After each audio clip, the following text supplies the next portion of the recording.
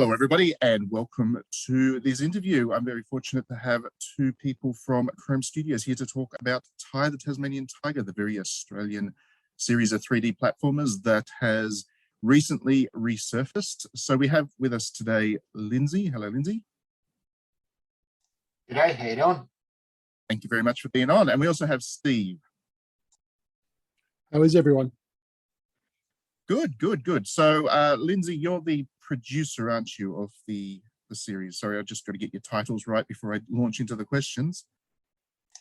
Yeah, that's one of the hats that I wear. So certainly that's the job that I did on the HD remasters, and I was also producer on Tie 2 and Tie 3 back when we did it first time around. Okay, great, excellent. So you're definitely well versed in the whole the Tasmanian Tiger environment. And Steve, you were the creative director. You're the creative director of the series, is that right?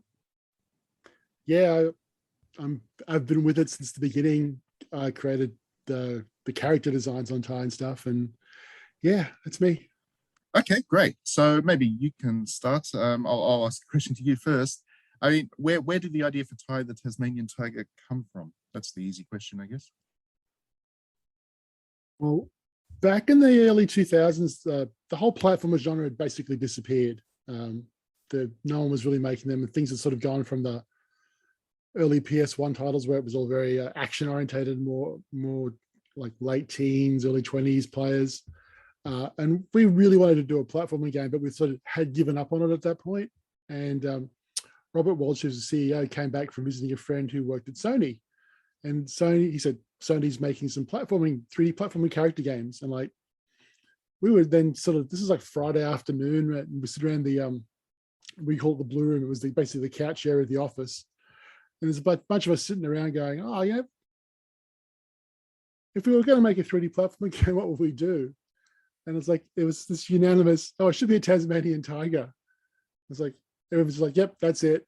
And one guy goes, oh, we really cool if you threw boomerangs. That was basically, it was born of that, just sitting around one afternoon game. We want to make a platforming game.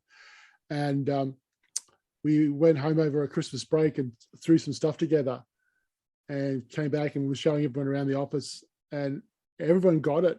They just understood what the game was at that point. So we sort of went with it. Sure, sure. I mean, the thing that's always interested me about Tie is that it is a very distinctive and obvious Australian character from an Australian studio. Obviously, Australia has a long heritage with making video games, but it's not that often that developers get a chance to make something that is kind of culturally Australian as well. Was that, I mean, I'm guessing that was the intent of this, that you wanted to make something that was culturally Australian. How did you feel that was going to kind of go on the global stage, given that you would have, wanted to sell this everywhere, not just Australia? It's something we were trying to push the Australian side of things. It was sort of something that came together naturally when we were sort of talking about stuff. We just sort of gravitated towards the things in our lives that we remembered from our youth, like TV shows or places we'd visited, and it just sort of, the Australian stuff. I remember a lot of when we first started doing, I started doing games. Our first titles, we would use American main characters, and we've just made it try to international. And we were very much about, we're not trying to do Australian stuff. We were trying to do more international stuff. I think by the time we came around to doing the Thai stuff, it's like, look, I'm not ashamed of the whole Australian culture. We should just push that.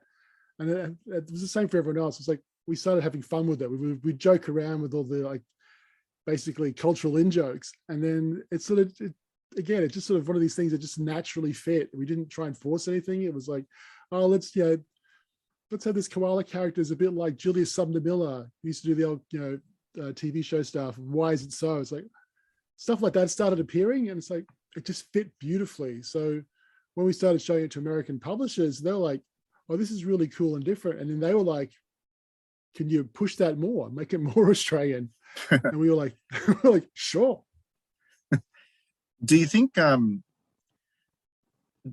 do you think the Australian culture does do well overseas? I mean, everybody can point to Crocodile Dundee as something that everyone around the world kind of gets as an Australian product. But do you think, generally speaking, people get it when when they see something that is Australian?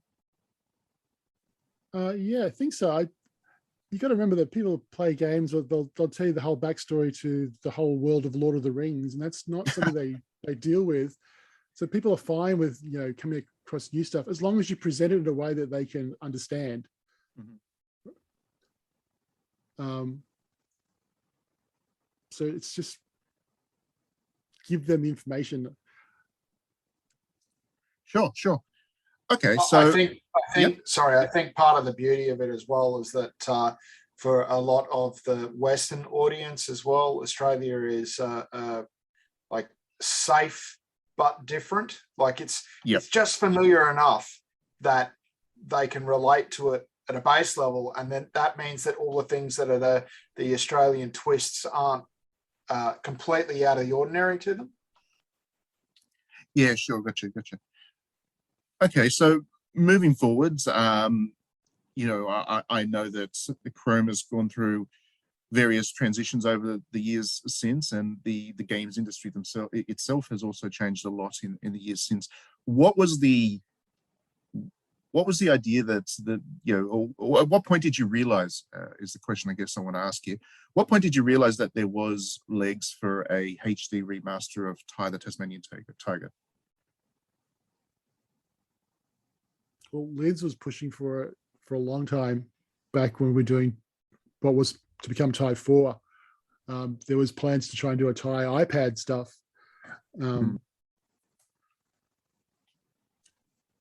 then like Lindsay was really like, oh, we could get this stuff there. And he did the production side of stuff to actually get the people together to do the code side of stuff. And actually he found all the backups that we had of whatever we had backups of. I'll let Linz talk about that. Right. Okay. So yeah, I mean, was it difficult to dip into and to find the material that you needed to make this HD remaster? Yeah, we had a bit of fun with some of it. So you got to remember that when the games were being made the first time around, storage space wasn't cheap. Fast storage space certainly wasn't cheap, and all the backups went to tape backups. Those tape backups are not particularly easy to talk to anymore. So we actually had a couple of runs of trying that and not being successful. Even bought some secondhand hardware to try and restore the tapes and things, and it didn't work. And we actually ended up finding some of the stuff we needed by our lawyer had a disc in storage, a CD, that had a password protected zip file in it. And none of us could remember the password because it was 20 years later or whatever. So we actually sent it to one of those "we will crack your passwords on your zip files" places online, and they got it back to us in an hour with the password cracked. And that's actually how we got some of the assets we needed to be able to work on the game again. So it was quite amusing that ended up being what we could do. And for the Taiwan, we actually back in the day had Animal Logic do the pre-rendered videos. So we contacted them just to see whether or not they had kept things for 15 years. And funnily enough, they hadn't. But we did have the masters on SP beta tape. So we took that to a local firm here in Brisbane who did a beta tape to DVD conversion basically on that. So got as high a quality of the pre-renders as we had available. And then we did all the normal stuff you do these days with AI upscaling in bits and pieces to try and clean that up as much as possible. So it was a bit of fun getting that stuff together. And then the first place that we started with that was actually the Steam release for Taiwan, and that did good enough that we Tie 2 and bits and pieces through. And that then led to the Switch emerging onto the scene, and Tie is such a perfect game for playing on the go with that sort of stuff. And that's where we started with the Kickstarter for people helping us bring it back to new consoles. And that went so well that we raised enough money to hit stretch goals to add PS4 and Xbox One as well, and away we went. What do you think? I mean, I assume you would have heard plenty of feedback from the community, and they would have told you what it was that they love about Tie. I mean, what do you think was kind of the overall response to that? I mean, what do people love most about this series that made them back it on Kickstarter to such an extent? I think people really loved the gameplay and the whole Australian environment. That was a big part of it. The characters and because I've been following along the fans for like the last almost 20 years now. And like, yeah, they pick up on the character relationships that we sort of throw in there. Yeah, it's a platforming game, but we still put stuff in the background and people would catch that. So they love that aspect of it. They love the full-on Australian lingo. People, so many times you see like the beauty bottle of Bonza anytime they post something about Thai.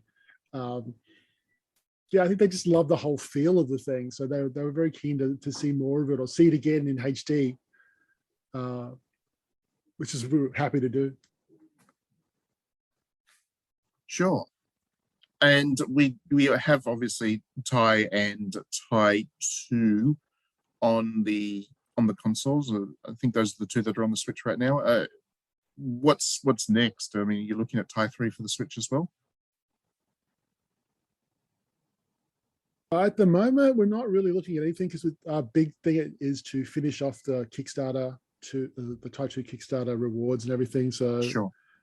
I'm actually in the middle of doing, right at this moment, working on the second comic for Doomaranger, or Doomaranga or Doomy Ranger.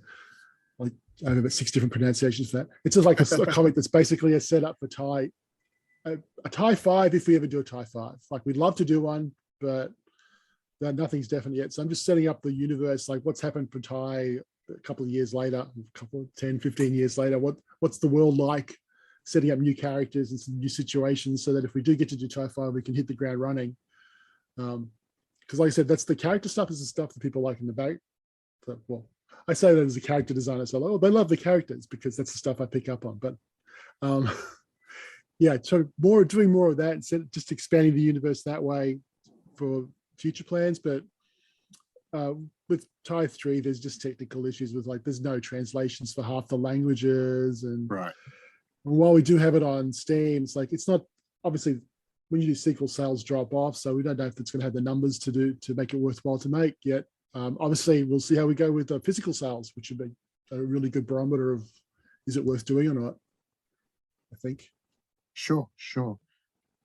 What was your experience with Kickstarter? I mean, it's been around for quite a while now, and it obviously hit the ground as this big thing that will help independent game developers. And I think some of the luster has been lost from Kickstarter a bit. I think people are realizing that being successful in Kickstarter is actually a lot of work. I mean, what has been your experience with making a successful, go of Kickstarter? I think the most important thing is get a good front man, right, Lindsay? Yes, I love doing Kickstarter videos. They are my favorite thing to do. Luckily, I do like to play the fool, so it sort of evens out with that. But yeah, look, I mean, it is not to be underestimated how much effort the Kickstarter process is, both before your campaign and then during the campaign and then after the campaign. Because if you're successful, you're not just worried about actually making the product, you're worried about communicating that what you're up to in the product, organizing all of those extra things that you dribble in for things to entice people to participate in the Kickstarter and all that sort of stuff. I mean, we were blown away with the responses to the Kickstarter. I mean, the first one got there really quickly, and the second one for Thai 2 got there in an hour.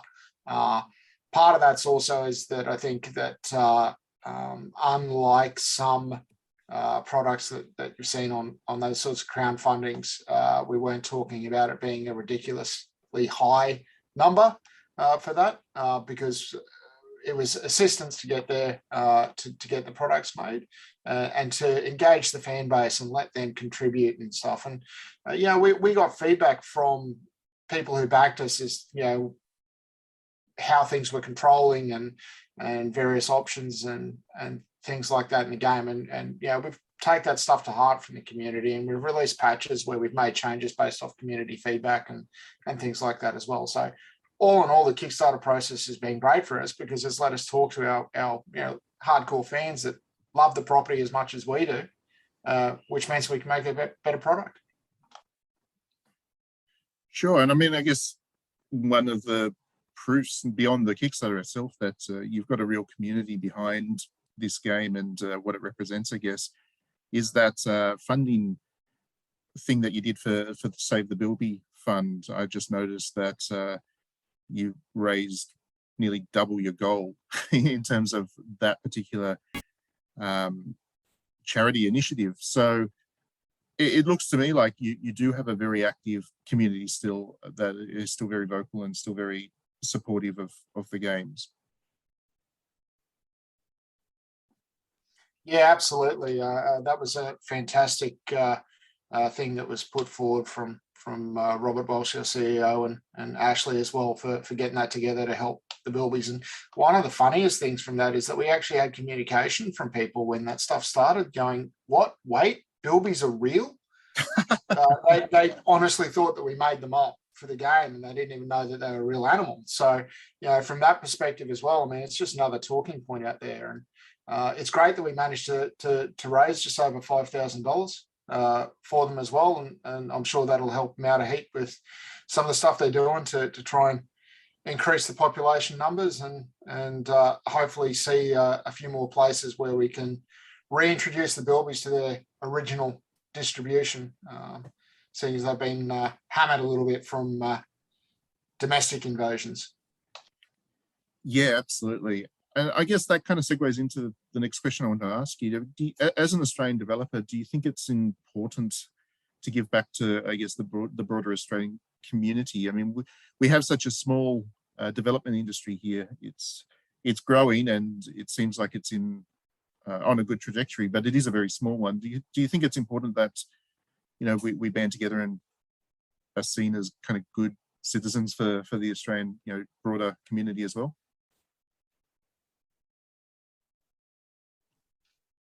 I don't know that it's just about the broader Australian community. I mean, it's not just about Australia, it's globally, really. And we obviously talk to a lot of other Australian game developers.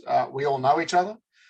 So obviously we don't talk about things that we're not meant to talk about for clients, but we're always in contact and helping each other out. And that's just part of, not just the Australian game dev community, but I think the Australian community is very that way inclined. I think the next couple of years are going to be very interesting with how growth goes in Australia, with upcoming federal rebate and a couple of different state rebates that are starting to come in for game development. So that will certainly, I think, entice and foster a bit more growth. And I think that's going to be really good for the younger developers that are coming through as well. Obviously, there's a lot of courses and bits and pieces in Australia now for game development, as well as animation and 3D animation and art and that sort of stuff. And I think it'll be really good to hopefully be able to establish a larger and growing base so that some of those people can come through and get experience here locally and not have to necessarily look abroad, which has certainly been even more difficult in the last 18 months to do what they dream of doing and making games. Yeah, absolutely. All right, so to go back to Ty, I know that it is very early stages and there's no guarantee that it will happen or anything like that. But if there was going to be a Ty 5, do you think that the changing shape of game development and the way that games are made and what people are playing, do you think the changing games space would mean that Ty 5 would be a significantly different game?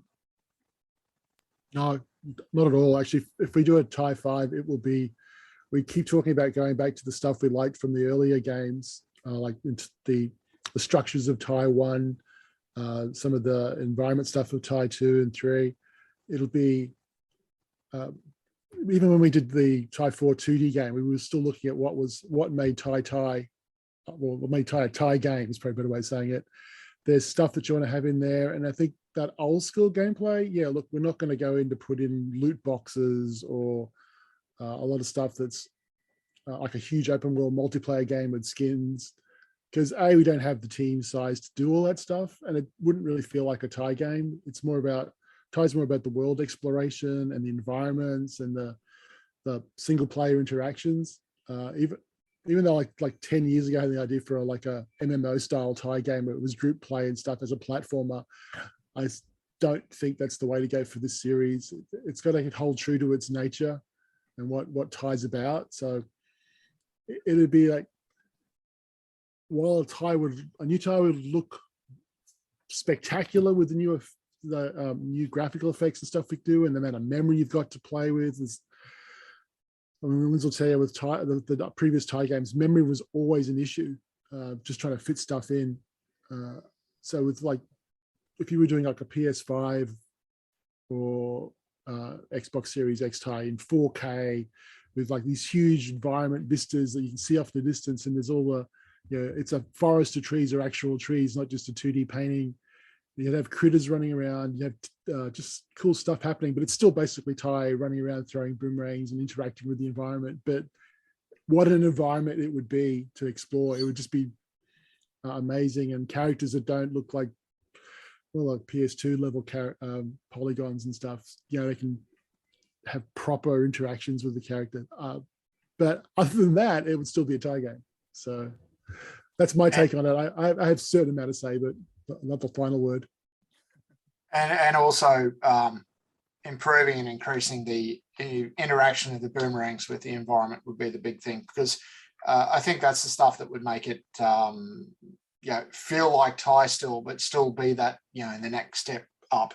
So, in Thai, you could make ice rafts on the water, and what you can do to do that differently, and what else can we do with that? What else? Don't give it away. Don't give the stuff away. Shh. Don't give it all away. What else can we do with other types of boomerangs and that sort of stuff? And really not necessarily go too broad, but make sure that every scene and every environment that you're in is just chock full of things to do and different ways of doing things.